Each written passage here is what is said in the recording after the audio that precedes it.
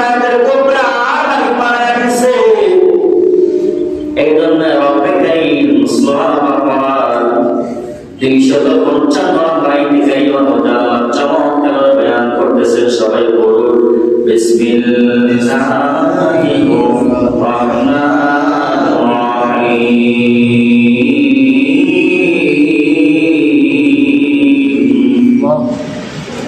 মা যাল্লাযী ইয়াশফাউ ইনদাহু ইল্লা বিইذনিহি।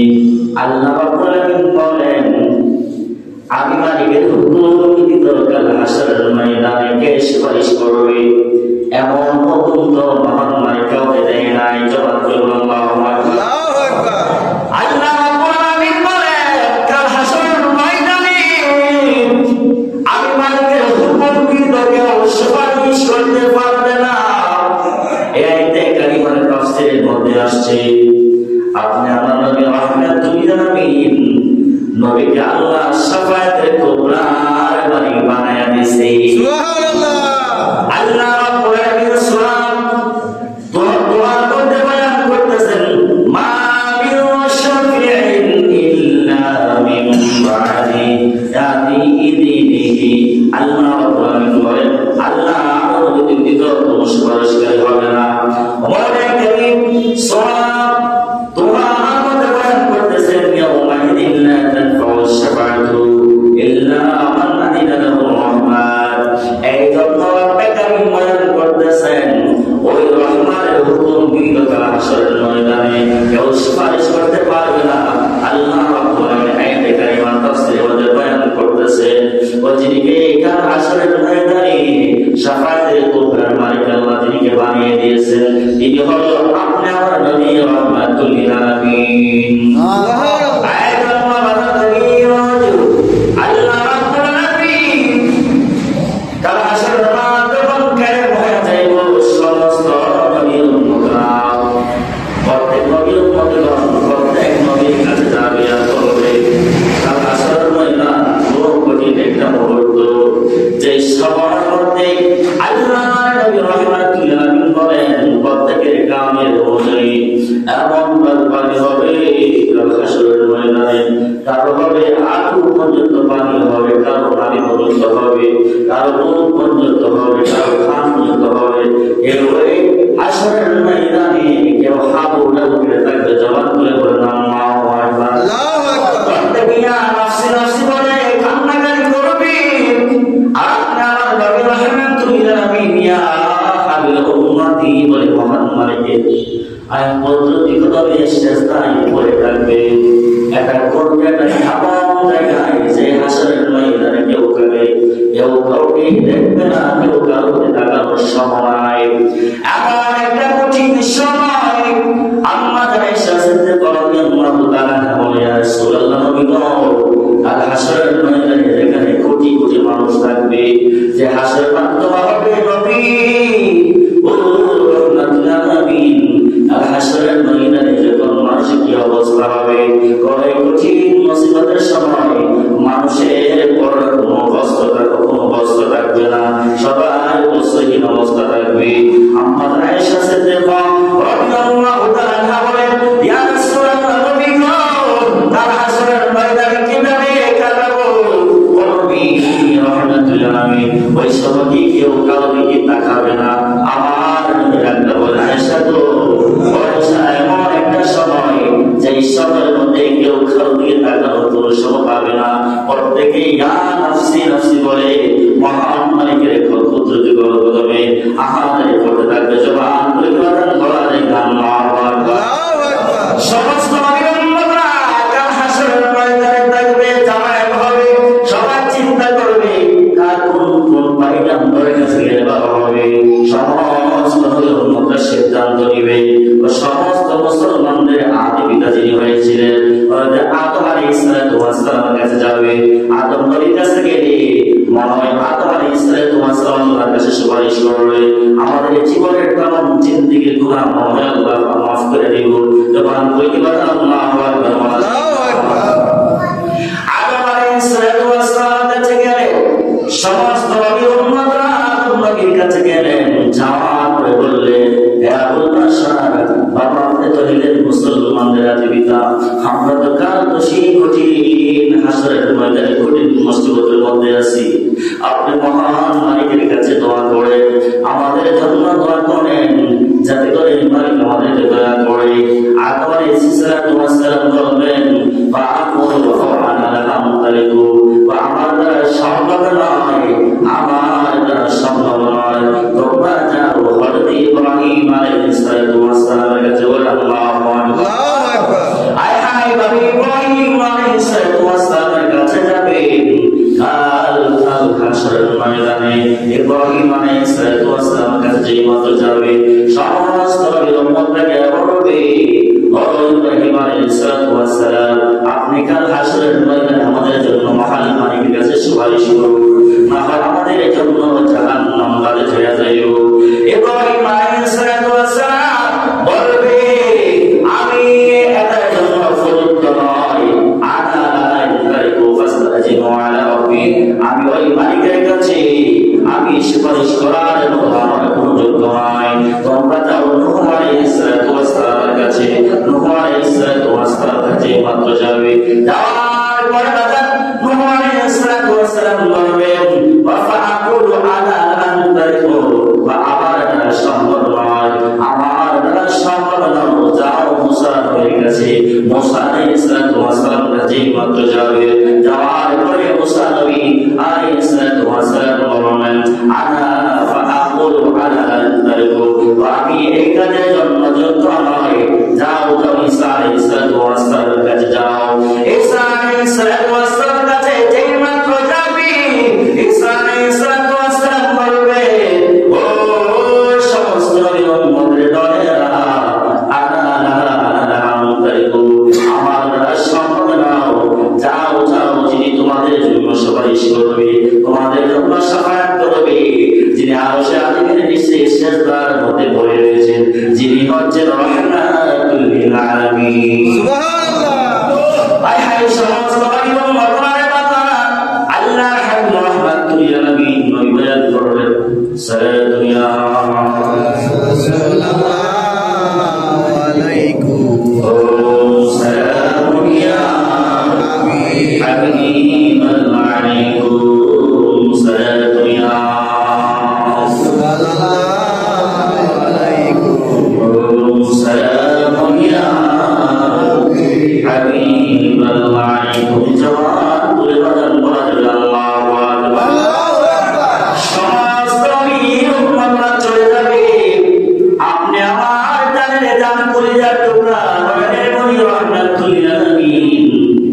নবীজির কাছে সমস্ত উম্মতরা চলে যাইব, ইয়া বলবে ইয়া রাসূলুল্লাহ, নবী গো আপনার কাছে আমরা এসেছি, ও নবী ফারুদাহু ইয়াফাহু বাইনা ইয়াদাইহি, ও নবী রাহমাতুল লিল আলামিন, আমরা তো অনেক পয়গম্বরের কাছে গিয়েছি আমাদের জন্য সুপারিশ করার জন্য, কেউ তো আমাদের জন্য সুপারিশ করে নাই মহান মালিকের কাছে।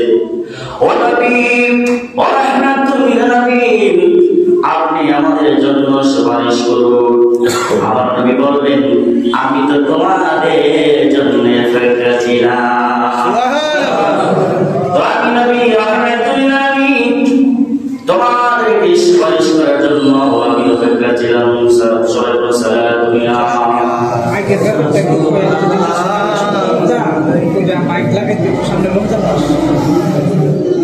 হাবিবাল আলাইকুম সালাতু ইয়া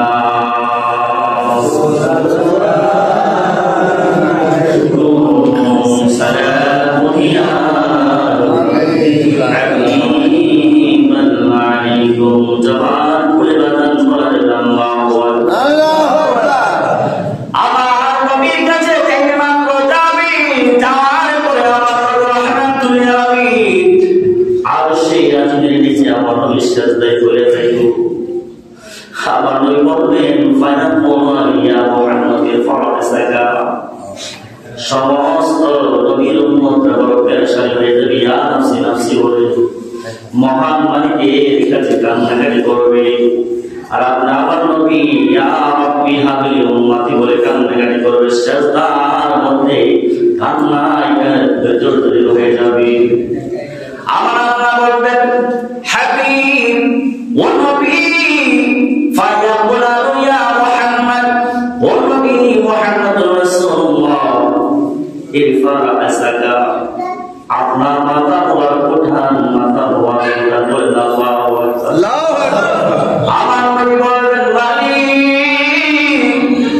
মাথা মোবারক উঠাবো নবী আল্লাহ আগে বলুন আমার গুনাহগার উম্মতের গুনাহ আপনি maaf করেছেন নি সুবহানাল্লাহ যে মাস থেকে বলা হয় কোরআনের মাস মহব্বতের মাস যেই মাসের মধ্যে মনে কারিমের বিদায় গিয়েছিলেন আপনি আমার নবী রাহমাতুল আলামিন সেই মাসটা হলো রমজানের মাস আমার নবী রাহমাতুল আলামিন যে রাতে আল্লাহর দিদারে কাটিয়েছিলেন 26 তারিখ রাত্র ওই রাতটা ছিল 27 বছরের সমান বলেন সুবহানাল্লাহ আল্লাহ তখন ওই রাতটা 27 বছরের সমান ছিল ঠিক আছে নবী গো আপনার সাথে বিভিন্ন আলাপ হয়েছে আপনি বলেন আপনি কি চান সমস্ত কিছু যেটা আমি প্রশ্ন করি আপনি শুধু আল্লাহর উম্মতের কথা বলেন অনবী আনবিন আপনি বলেন না আপনার পার্সোনাল ব্যক্তি আপনার ব্যক্তিগতভাবে আপনি কি চান আমার নবী রাহমাতুল আলামিন বলেন মওলা করিম আমি একমাত্র আপনার কাছে একটা জিনিস চাই এটা হলো আমার গুনাহগার উম্মতকে আপনি maaf করে দিন সুবহানাল্লাহ আল্লাহ বলবেন হাবিব ও রাহমাতুল লিল আলামিন আপনার মাথা মোবারক উঠান আল্লাহ বলবেন ইয়া মুহাম্মদ ইরফা রাসাকা ওয়া কুল ইসমা লাকা ওয়াসাল তুআদাহু নবী আপনার মাথা মোবারক উঠান আপনি যা চাইবেন তা আমি আল্লাহ কবুল করব সুবহানাল্লাহ আল্লাহ রাব্বুল আলামিন বলেন হাবিব মাথা মোবারক উঠান আপনি আজকে যা চাইবেন আমি আল্লাহ তা দেব আপনি নবী আল্লাহ ফিরাইয়া দিব না আল্লাহর হাবিব মাথা মোবারক উঠাইলেন ওটার পরে আমার মওলা করিম বললেন হাবিব আপনি কি চান বলেন আমার নবী রাহমাতুল আলামিন মওলা করিমের কাছে কি চাবে আমার আল্লাহ জানে কিনা বলেন আল্লাহ জানেন কিনা আল্লাহ রাব্বুল আলামিন বলেন হাবিব আপনি বলুন ইশফা তুশফা ফায়াকুল ইয়া রাব্বি উম্মতি বলেন মারহাবা আমার নবী বলেন ও মালিক ইশফা আপনি সুপারিশ করুন শাফায়াত করুন তুশফা ফায়াকুল ইয়া রাব্বি উম্মতি নবী ও রব্বুল আলামিন আমি নবী হিসাবে আমার উম্মতের জন্য আপনার মালিকের দরবারে আমি চাই আমার প্রত্যেকটা গুনাহগার উম্মতকে আপনি maaf করে দিন আল্লাহ বলবেন ও রাহমাতুল লিল আলামিন জান আমি 70,000 গুনাহগার উম্মতকে আমি আল্লাহ maaf করে দিলাম ও নবী যাদের মানে জাহান্নাম মোবাইত হয়ে গেছে আবশ্যক হয়ে গেছে ওয়াজিব হয়ে গেছে নবী আমি এমন 70,000 কে গুনাহগার উম্মতকে আমি আল্লাহ maaf করে দিলাম আমার নবী বলবেন মালিক আমার গুনাহগার উম্মতকে maaf করে দেন আল্লাহ বলবেন হাবিব আপনার গুনাহগার উম্মতকে আমি আরো 70,000 maaf করে দিলাম বলেন সুবহানাল্লাহ হাদিসে মুবারকের মধ্যে আসছে এভাবে আপনি আমার নবী রাহমাতুল লিল আলামিন মওলা করিমের কাছে 72,000 বার বলেছিলেন বলেন সুবহানাল্লাহ ওই নবী কেমন নবী যেই নবী রওজা আবহারে গড়িয়া হাবিল উম্মত বলে খাতনা করতেছে একমাত্র গুনাহগার উম্মতের জন্য আল্লাহু আকবার বলা যায় এই জন্য আল্লাহর হাবিব মুহাম্মদ বিন নবীকে আল্লাহ সাহাবা کرام প্রশ্ন করলেন রাসূলুল্লাহ ইয়া হাবিবাল্লাহ নবী করো ও রাহমাতুল আলামিন কাল হাসরের মাঠ যখন কায়েম হয়ে যাইব নবী আপনাকে তখন আমরা কোন জায়গায় গেলে আপনাকে পাবো সাহাবা নবী বললেন তোমরা তিনটা স্থানে গেলে পাইবা এক নাম্বার হলো ফুলসাতে ফুল যে ফুলসাতে ফুলের পাশে গেলে আমি নবীকে পাইবা বলেন আল্লাহু আকবার ইয়া রাসূলুল্লাহ ইয়া হাবিবাল্লাহ নবী গো তারপর গেলে কোন জায়গায় গেলে আমার নবী রাহমাতুল আলামিন বলেন দ্বিতীয় নম্বরের স্থানটার মধ্যে গেলে পাইবা এটা হলো ফাদলুনি ইনদাল মিজান ও মিজানের আল্লাহর কাছে গেলে আমি নবী রাহমাতুল আলামিনকে পেয়ে যাবে তোমরা করে কি বলেন বলে আল্লাহু আকবার সাহাবারা প্রশ্ন করে ইয়া রাসূলুল্লাহ ইয়া হাবিবাল্লাহ আর বড় কোন জায়গায় গেলে আপনার নবীকে পাওয়া যাবে আপনি আমার নবী রাহমাতুল আলামিন বলেন হাউজে কাউসারের পাশে গেলে তোমরা আমি নবীকে পাইবে বলেন সুবহানাল্লাহ আমার নবী রাহমাতুল আলামিন ফুলরাতের ফুলের পাশে দাঁড়ায় থাকবো ওই ফুলরাতের ফুল তারপর জাহান্নামের উপরে আল্লাহু আকবার বলে ওই ফুলরাতের ফুল এমন একটা ফুল হাদিসে মুবারাকার মধ্যে আসছে আপনার ফুলের চাইতে চিকন হীরার চাইতে দাঁড়ালো বা এই ফুল দিয়ে ইমানদার হয়ে যাবে যারা ইমানদার আকাশে যেমন বেশ দিন নেই তারা ফলো করে বলতে তারা পার হয়ে যাইব যারা বেঈমান মুনাফিক বেদবিনা তারা তো ফুলরাতের ফুলের মধ্যে উঠলে তারা পড়ে যাবে আওয়াজ করে আল্লাহু আকবার বলা যায় না যে মাত্র আমার নবী দেখবি গুনাহগার উম্মতরা ফুলরাতের ফুলের উপরে উঠে পড়ে যাইব আমার নবী রাহমাতুল আলামিন আয়া রাব্বি হাবিল উম্মতি বলে মহান মালিকের কাছে কান্নাকাটি করবে আবার দৌড়ায়া যাইব মিজানের আল্লাহর কাছে সেই মাত্র আমলের পাল্লা যখন ওজন করা হবে দেখো যখন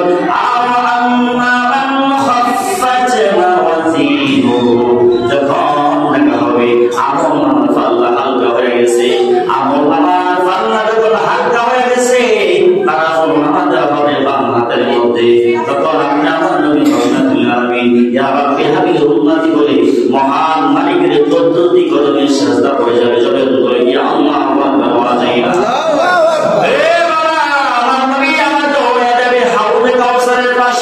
হাউজে কাউসারের পাশে যখন যাইব ইয়া দেখবি গুনাহগার উম্মতরা দাঁড়ায় রয়েছে তারা হাউজে কাউসারের পানি পান করার মতো কোনো সুযোগ পায় না কেননা যাদের আমল আমাদের ডান হাতে দেওয়া হয়েছে বা আমামান সাকলাত মাওয়াজিনু ও যাদের আমল নামায় আমল নামাই হবে তাদের আমল নামা দেওয়া হবে ডান হাতের মধ্যে যাদের আমল নামা ডান হাতের মধ্যে দেওয়া হবে তারা হাউজে কাউসারের পাশে দাঁড়ায় থাকবে আর ফেরেশতারা রহমতের ফেরেশতারা তাদের হাউজে কাউসারের পানি পান করাবে জবান করে কি বলে আল্লাহু আকবার বলা যায় না এই জন্য আমার নবী রাহমাতুল আলামিন হাদিসে মুবারাকার মধ্যে এলান করলেন قال النبي صلى الله عليه وسلم وانا اول شفيع واول مشفع يوم القيامه ولا فخر আমার নবী রাহমাতুল আলামিন বলে কিয়ামতের ময়দান হাশরের মাঠ যখন কায়েম হয়ে যাইব